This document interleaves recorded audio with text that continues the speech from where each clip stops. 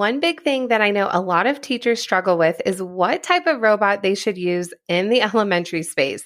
My top recommendation is always Dash by Wonder Workshop, and you're definitely in for a treat for today's episode.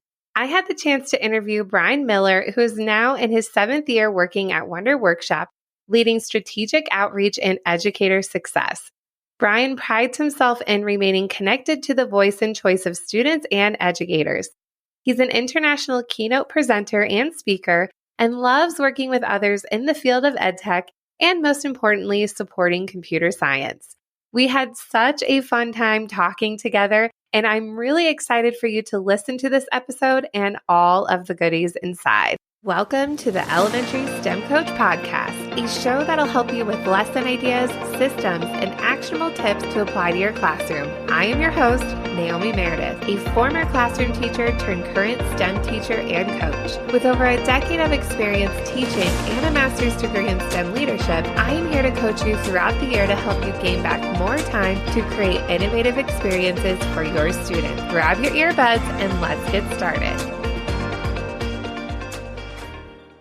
All right. Well, thank you so much, Bryan, for being here today. I was so excited when you replied yes to my email, like right away, which I'm like, oh my gosh, this is going to be awesome. And I know that our audience is going to be so excited hearing from you in all things Wonder Workshop. And I was telling you before we start recording, when I was an ambassador for Wonder Workshop a while back, a long time ago, I remember you had video presentations and you were super energetic and explained things really well. And I thought you would be a great guest on the podcast. So I'm really excited to chat with you today. And he has a little Dash robot in the corner, which is so cute to look at. So much cuter to look at than me, that's for sure. No, you're good.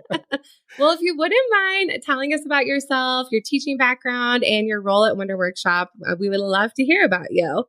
Yeah. Well, first off, thank you so much for this opportunity to join you and have this conversation. I truly love talking with educators and just sharing my experiences in education and at Wonder Workshop. And it's always fun to jump on and talk about this stuff. And I am a former teacher. That's where I started. Naomi, can you guess?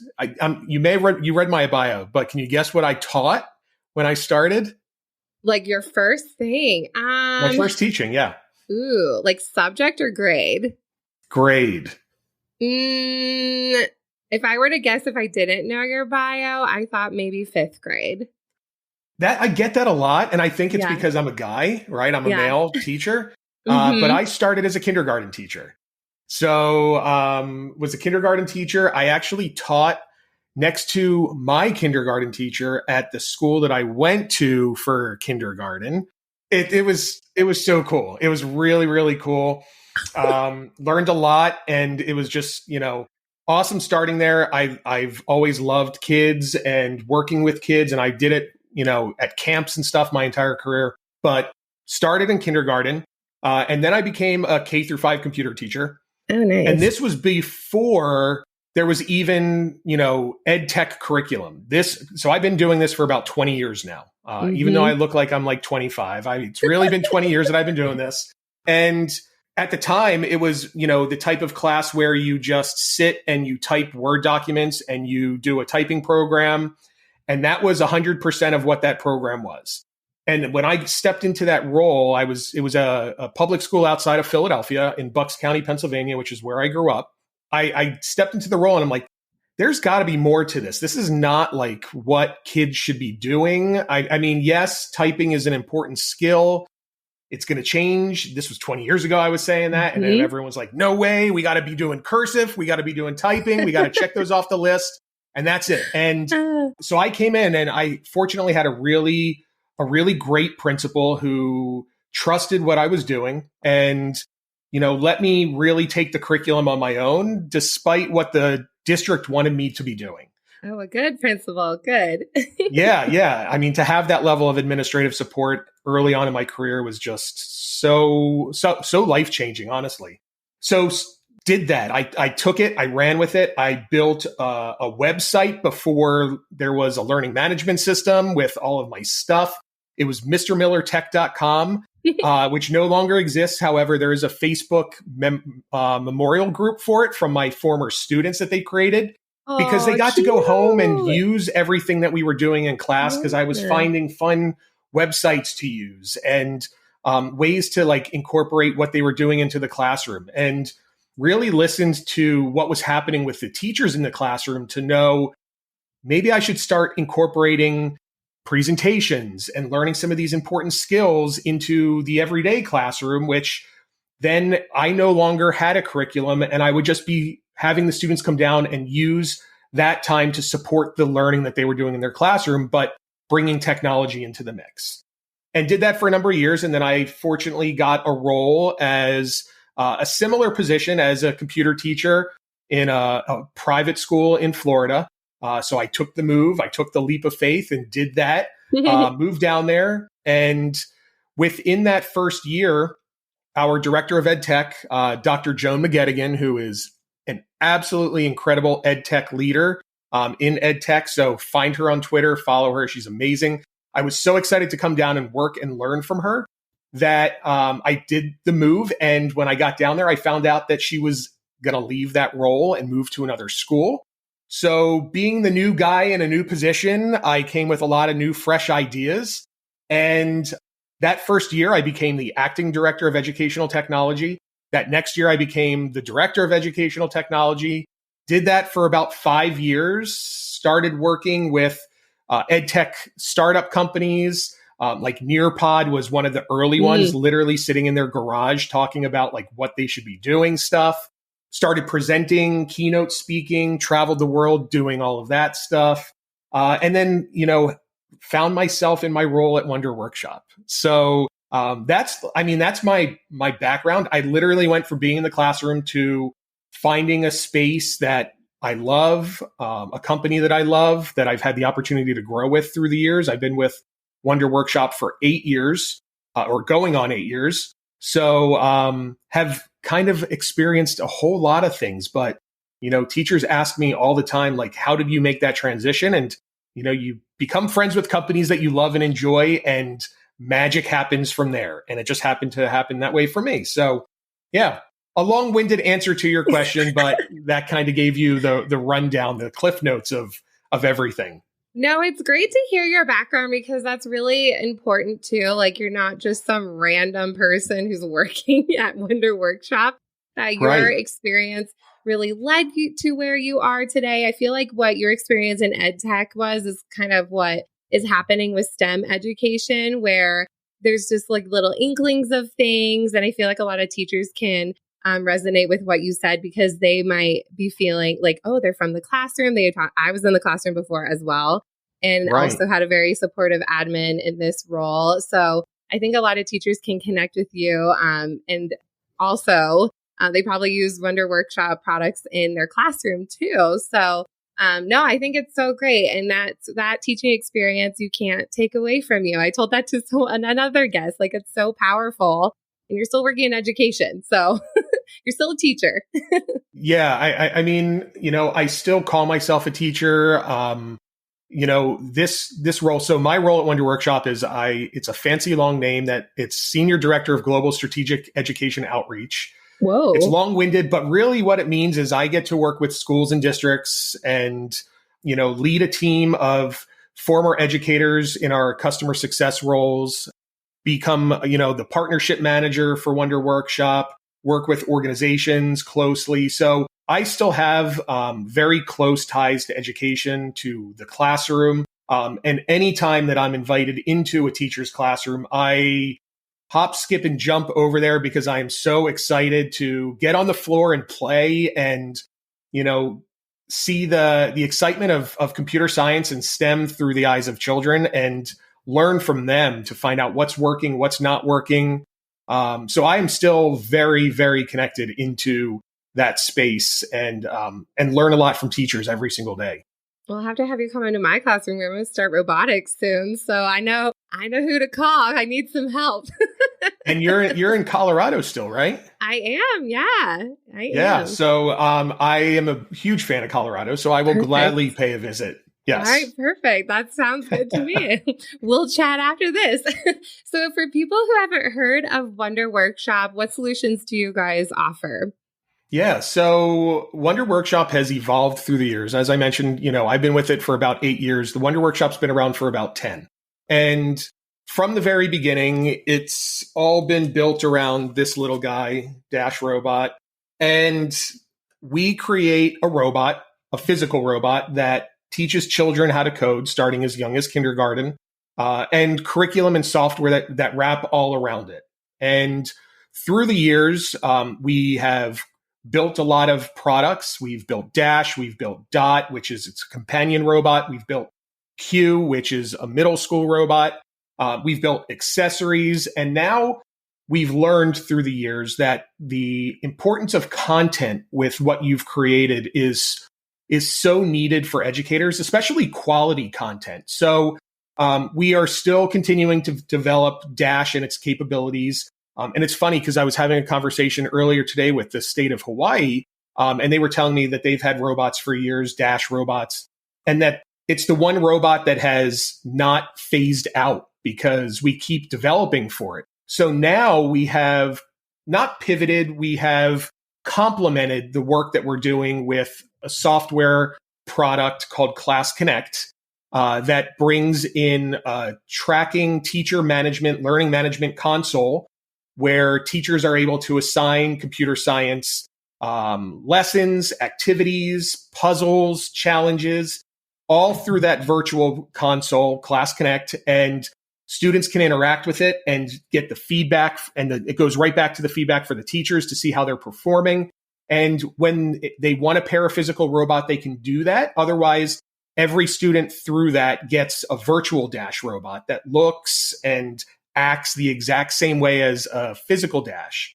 So having that physical companion plus the ability to have every student coding at the same time and only pair when you need to has been a total game changer for us. And I really feel for the classroom because gone are the days now, if you're using this, students sitting and waiting around to go to that station or be able to interact with the thing that they want to. And now they can do all that stuff ahead of time and then watch it come to life when they're ready to actually see it come to life. So that's what we create. And we're developing a lot more stuff. So it's really an exciting time for the company.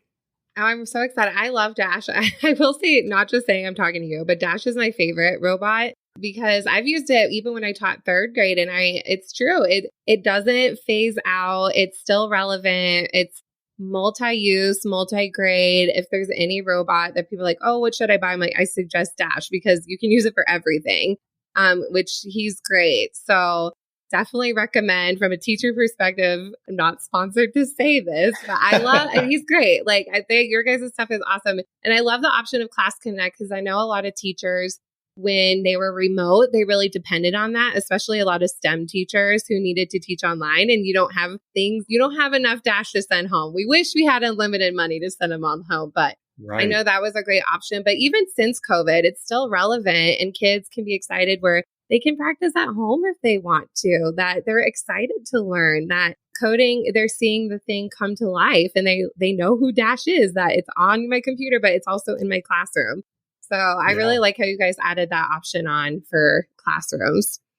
It was a move that we were actually planning to make before COVID.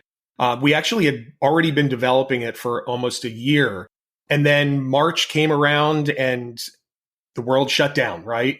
Mm-hmm. And we weren't planning to release Class Connect until ISTE that year. Oh, so interesting. Yeah. And we had not even gone through beta testing with it at that time. And we said we joined in with all the other companies that were out there, graciously donating services to teachers that needed it at that time. We said, you know what better of a way to beta test it than with the entire world? So we're going to open it up. It's going to be live for anyone to use for free during that time. And we'll learn as we go and listen to what the users have to say so we can then go back and develop it even further. So we released it that April before we even planned to publicly release the announcement. Wow. which we announced at our STEAM Summit. So it was really neat to be able to give something back to the community that had never seen it before and get their first reactions right in the field, which really is crazy to think about happening. It's continued to grow and get better and better, and listened to the feedback of the teachers and the students. And we continue to develop new features. We have a lot of new features that we'll be announcing soon today. So it's really cool. Well, I appreciate companies that are really focused on the students and teachers and take the feedback. Like, that really just shows that you are doing this for the right reasons, that you guys are here to support us and you care what we have to say in our feedback. And I'm sure you got a lot of interesting things, but that's true. Like, why not? Let's see what happens. What's the worst that can happen? You're right. I mean, I think like a company like Wonder Workshop that, not only do I feel that we talk that we support our teachers, but we actually do it, like, and show it and give evidence of it is really important. And, this podcast is for teachers that are moving into this STEM world and not sure how to start. And, I started using these products, Ozobots and Sphero and Lego Mindstorms and NXTs and Dash when it first released. And, really looked at not only the product because they were just coming out at that time, but also like how they felt about teachers in their community, because all of those products, except for Lego, were not originally focused to sell to the school market. Ozobots were only sold at the Museum of Modern Art in New York. I was one of the first schools to even implement them in a school. Oh, wow. Sphero was only sold at Brookstone stores. That was the only place to buy them. There was no coding capabilities with them. And then they evolved into like these teacher exciting, awesome tools. Like, I have love for all of the products that are out there because they're doing great things for the space. But for Wonder Workshop, the mission from the very beginning has been, for kids, teaching them how to code. That was the original idea, and, fell in love with that mission. So if you're a teacher looking for products, really pay attention to the company and how they talk about educators, how they respond to educators, not only through email, but through social media, and look to see what kind of resources they've already thought about for educators, because there's a lot of stuff that's coming out on the market right now. Some of them are really great, but they don't have the support for teachers in place. And teachers are at a spot now where they're being thrown into these STEM roles in some cases, and they don't know what to spend their money on or to buy. And they look at the new shiny thing, but that new shiny thing doesn't always have the wraparound support that you need as a teacher. So to find companies, like I've mentioned, that do all of those things is really important during that vetting process. And definitely thinking about who they hire. Like, obviously they prioritize teachers because your experience is so helpful. You were a teacher, and I'm sure you work with other people who were teachers and you have that perspective. So that's important. And especially thinking of the support, you guys have the International STEAM Summit coming up. So tell us a bit more about that. I will be presenting there, about video and audio production in the STEMs or STEAM or STEM space. But tell us about that, because I was really excited that you guys started these summits. They're really fun. Yeah. So again, this summit came back to the need for educators having a space during COVID. So like I said, COVID, we all know, happened in March. And we were planning at that time to go to Q, which was canceled, and then ISTE, which had announced was canceled. And at the end of March, I've done a lot of stuff with virtual presentations and building out virtual meetings and summits, and I had a platform that did that. So I said to the company, I said, listen, like, we're at a point right now where teachers are at home. They don't know what to do because that transition from students getting devices, one-to-one devices, had not happened yet during this March to April timeframe. And I said, I think I can reach out to our community of users, our ambassadors, my friends who are in the Edtech space, and I think I can pull together a virtual summit. And I said, but here's my criteria. One, it has to be completely free. I don't want any teachers paying for it. This is something that we should be giving back to the education community and furthering the conversation of STEM education in the school space. So they agreed to that and they said, go ahead and build it out. And within less than 3 weeks, had a little over 2 weeks worth of sessions. That was when we were running the summit for like a long period of time. Oh, that's right. And they were all pretty much live at that point as well, too. So I was emceeing everything for 2 weeks straight in the evenings. It was a lot, but it was incredible. And we pulled it off. I mean, that first year, we had I think it was almost 8,000 attendees from across the world joined, because that was the only thing that was happening. Like, there was nothing else. And so we've done it every fall and every spring since. So we've done it. We've learned a lot through the years. We've made sessions replayable all throughout the year. We have previously recorded sessions. We go live once a night. We've shortened it from the 10 days that we were doing it to 3 days, but it's 3 days of very high quality content. Like, Naomi, you've done a bunch with us over the years for these. And we thank you for sharing your expertise and knowledge in this space. It's just a lot of fun to, hear from new people. So this year we have Andrew Aravallo, who is going to be the closing keynote speaker. His Twitter handle is @GameBoyDrew. He is going to be a featured speaker at Q this year, and he's a new voice in this space, and I'm really excited to give him an opportunity to share his voice. This is his first keynote that he's doing, and we're so excited that we get to be the ones to do that with. We've had Candace Simmons in the past, who is a former rocket scientist. We've had Kevin Honeycutt, who has done it in the past for us. I've done the closing keynote. I'm opening the opening keynote this year. So it's just a lot of fun. 3 days. It's completely free. You can register at fall.internationalsteamsummit.com, and it's free and it's available, and you get continuing education certificates for it for joining. So there's really no reason not to at this point. Oh, yeah. It's so great. And if people are like, I don't have time, just play it in your car like a podcast. Like, that's what I'll do sometimes. Like, I'll just play it that way so I can catch up. So you don't have to just sit there. I mean, you can sit there if you want, but there's other options when you're walking your dog. Like, that's a great way to engage. So definitely worth your time. And we'll link that totally in the show notes, because I know, everyone listening, you're listening to this, go listen to the summits. Exactly. It's fun. We have a good time. We do giveaways during the live sessions at night. We go live each night at 7:00 p.m. Eastern time. And then the rest of the day is all previously recorded, and they release like on the hour. So even if you don't catch it while it's being released, it's available 3 minutes after it's gone live for you to watch it back at any point in time. That's so perfect. That's what us teachers need. We need that. We need the replay. Yes, exactly. So you have this summit coming up. Is there anything else you guys are coming out? I'm sure you're going to announce some stuff at the summit, so you don't have to give away all the secrets, but anything you're allowed to talk about?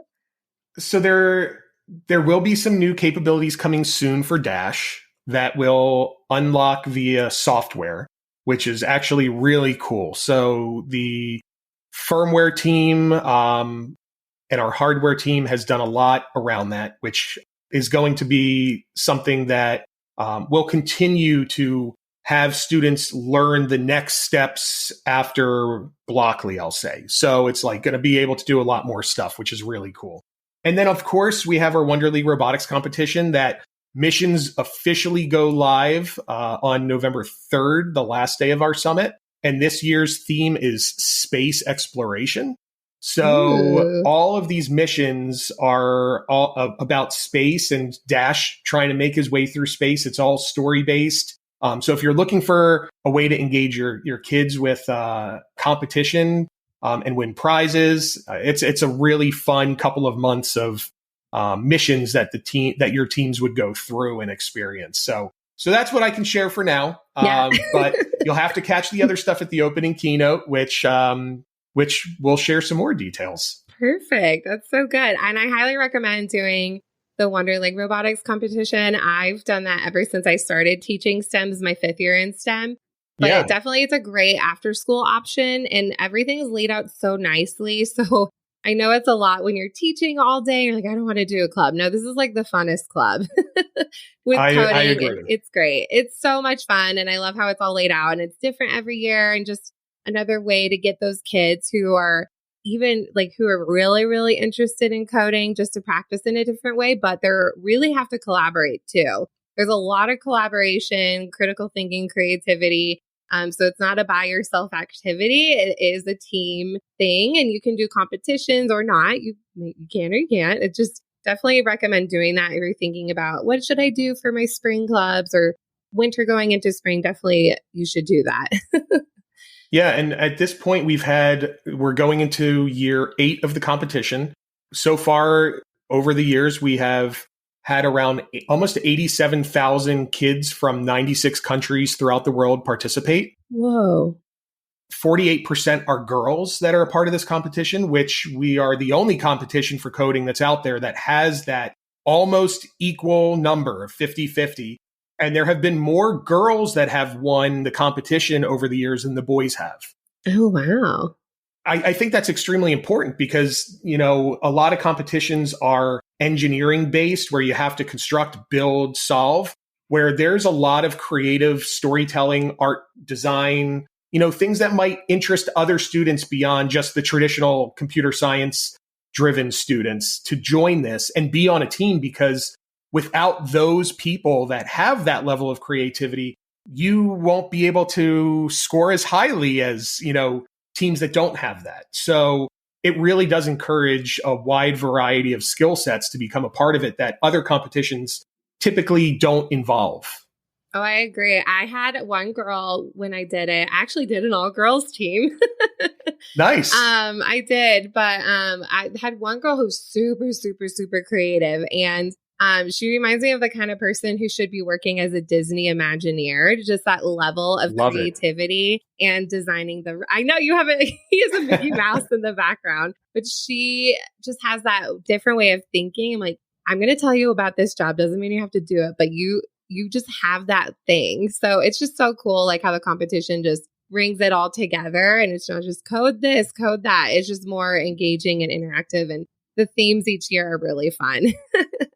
Yeah, and we hear it's wonderful to hear year after year, coaches have come back in the surveys and have said that, even though they didn't make it to the next round, they're proud of the work that they did. They're proud of the community that they built through the competition, getting kids together that may not typically have worked together previously. And that for them has been the win for the teachers, right? Because they're able to get them to learn these social skills that are so important, that they understand and know how to communicate and collaborate and problem solve together as a team. And year after year, we hear the same things from those coaches that, that was the best part of all of it. Aside from the chance to win a prize, for them, that is the piece. And then for the kids, they just get excited to be able to submit their video and be proud of something and show what they've just spent the last 2 months engineering and set designing. Totally. And for them, that's the level of excitement of, turning it in, knowing that they hit the deadline. So yeah, it's great. And I'm glad that you guys are going to be joining again too. Oh, yeah, we will. I'm so excited about it. So with all of these amazing resources, is there anything else you want to share, or how can people connect with you? We'll definitely link everything, so it'll be good. Yeah. I mean, if you be sure to visit Wonder Workshop's website, makewonder.com. We do have, I mentioned Class Connect. Check it out. You can try it for free. We have free trial on there, portal.makewonder.com. So play with it. And then if you have any questions, you can reach out to me at brian@makewonder.com. And you can follow me on Twitter at Bryan, Bryan, L. Miller. Like I said, I love to connect with educators. So if you have any questions, just reach out and I can point you in the right direction or connect you with other educators on our team who can answer additional questions for you. Perfect. Well, I know people will definitely be reaching out to you and joining and seeing you speak at the summit and joining my session. And yes, join Naomi's session. Absolutely. Not live, but it'll make you feel like it's live. We'll have to get you on live for the next one for sure. I will. Yeah. I'll take a day off and I'll go do it. It's in the evening. You don't have to worry. Okay. It's fine. Perfect. Yeah. Okay. Then. Yeah. Perfect. Well, thank you so much for your time. There's so many goodies in this episode, and thank you so much, and perfect timing for the summit coming out this week. And I know everyone's going to be excited about everything that you shared. So thank you again. Thank you. It was a pleasure chatting, and good luck, everyone. I mean, this is such a fun space to be in. Enjoy every minute of it and learn from as many people as you can. Great words of wisdom. Thank you so much. Thank you so much for listening to today's episode of the Elementary STEM Coach Podcast. I would love to connect with you over on Instagram at NaomiMeredith_, or send me an email to elementarystemcoachpodcast@gmail.com. Also, make sure to check out my website, NaomiMeredith.com, to see all the show notes from today's episode and shop my K-5 STEM resources. Any questions you have, needs for resources, or ideas for episodes, get in touch. I'll talk to you soon.